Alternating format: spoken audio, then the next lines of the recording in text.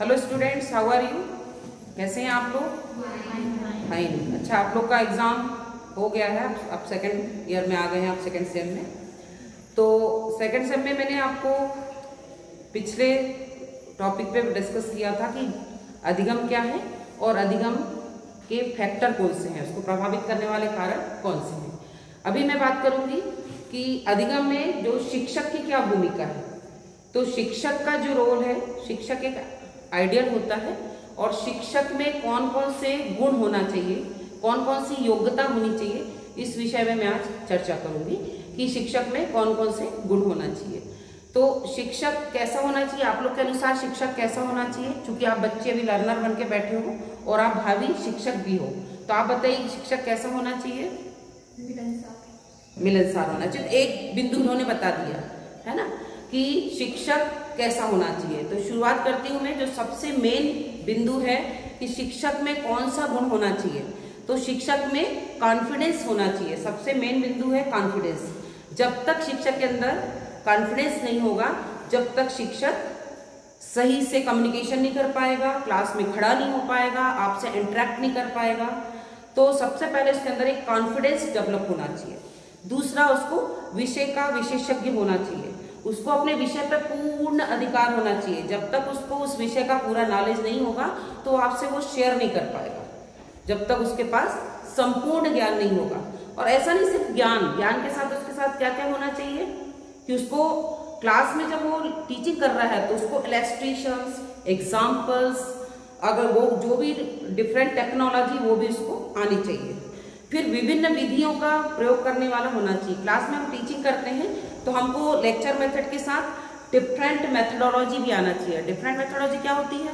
Subject के according होती है। अगर हम साइंस पढ़ा रहे हैं तो साइंस में आपको डेमोन्स्ट्रेशन, एक्सपेरिमेंट या कोई लाइव करके आप दिखा सकते हैं बच्चों को। ओके, तो ये चीजें होनी चाहिए उनके साथ। तो ये भी एक बच्चों के लिए जरूरी है कि ऐसे आप भावी शिक्षक होने वाले हो तो आपके लिए ये चीज गुण बहुत आवश्यक होंगे, क्योंकि आप बीएड ट्रेनिंग कर रहे हैं, ट्रेनिंग के बाद आप एक टीचर बन जाएंगे। तो अगला जैसे बिंदु मैडम ने बताया कि मिलनसार होना चाहिए।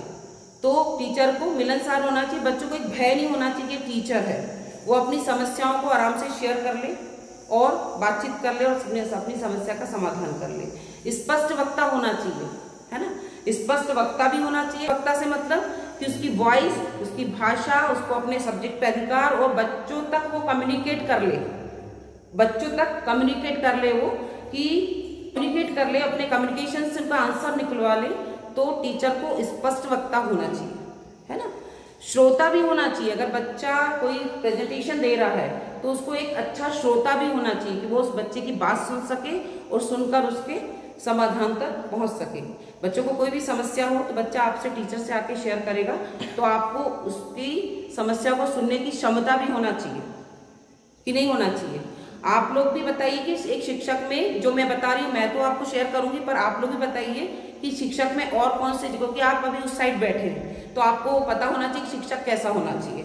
आप सोच के रखिए, हाथ ऊंचे करिए, बताइए जब तक मैं बताती हूँ। शिक्षक की पर्सनालिटी बेस्ड होना चाहिए। पर्सनालिटी से मतलब बताएंगे कोई? पर्सनालिटी क्या होती है? व्यक्तित्व शानदार होना चाहिए। कैसा शानदार? कैसा होना चाहिए? शानदार कैसा?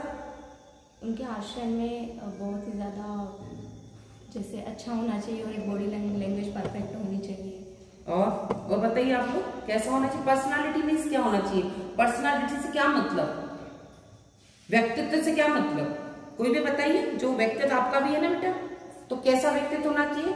आकर्षक व्यक्तित्व होना चाहिए। बताइए कैसा आकर्षक? फटाक से बोलिए, इतनी देर थोड़ी लगाइए। कैसा होना चाहिए? आकर्षक व्यक्ति से मतलब क्या? जैसे मैंने अभी पिछले बिंदु में बताया कि बेस्ट कम्युनिकेटर, अच्छा कम्युनिकेशन होना चाहिए, भाषा स्ट्रांग होना चाहिए, भाषा में कोई त्रुटि नहीं होना चाहिए, भाषा पे कमांड होना चाहिए, विषय पे कमांड होना चाहिए, ये सारी चीज होना चाहिए। तो पर्सनालिटी में क्या आएगा? उसका बोथ हर व्यक्तित्व, इंटरनल एंड एक्सटर्नल दोनों।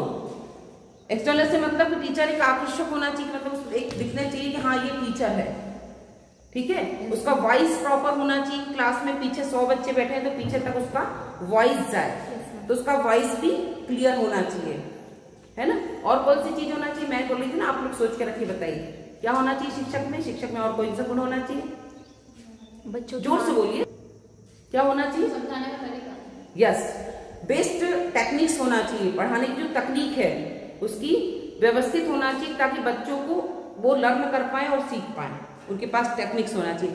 विभिन्न आज की मॉडर्नाइजेशन में विभिन्न तकनीकी का प्रयोग करना आना चाहिए, तो शिक्षक को विभिन्न तकनीक का प्रयोग आना चाहिए कि वो इंटरनेट के माध्यम से पढ़ा सके, पीपीटी के माध्यम से पढ़ा सकते, ओएचपी के माध्यम से भी पढ़ा सके वो, और डिफरेंट टेक्नोलॉजी से पढ़ा सके। तो टीचर को टेक्नोलॉजी का ज्ञान भी होना चाहिए और टेक्नोलॉजी को प्रेजेंट करते भी आना चाहिए, है ना।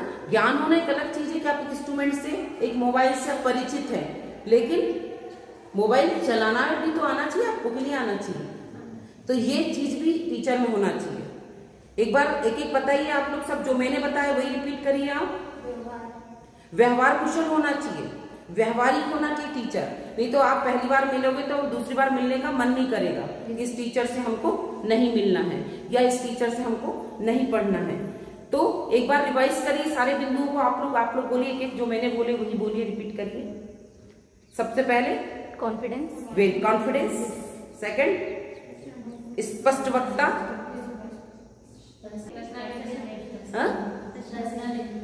पर्सनालिटी डेवलपमेंट, देन अभी मैंने जो बताया वही बताने बोल रही हूँ, आप तो बता ही नहीं रहे हैं, आपको नहीं आता, पर जो मैंने बताया उसी को रिपीट कर, एक अच्छा वक्ता, एक अच्छा श्रोता, एक अच्छा वक्ता, एक अच्छा श्रोता, स्पष्टवादी, मिलनसार, बोलो, अच्छी पर्सनालिटी, टीचर ऐसा होना चाहिए। तो आप 10 बिंदु भी तैयार कर लोगे तो 5 नंबर के क्वेश्चन में आपके 10 बिंदु पर्याप्त रहेंगे। आज के लिए इतना सफिशिएंट, नेक्स्ट में आपको नेक्स्ट बिंदु पे डिस्कस करूंगी। Okay, thank you.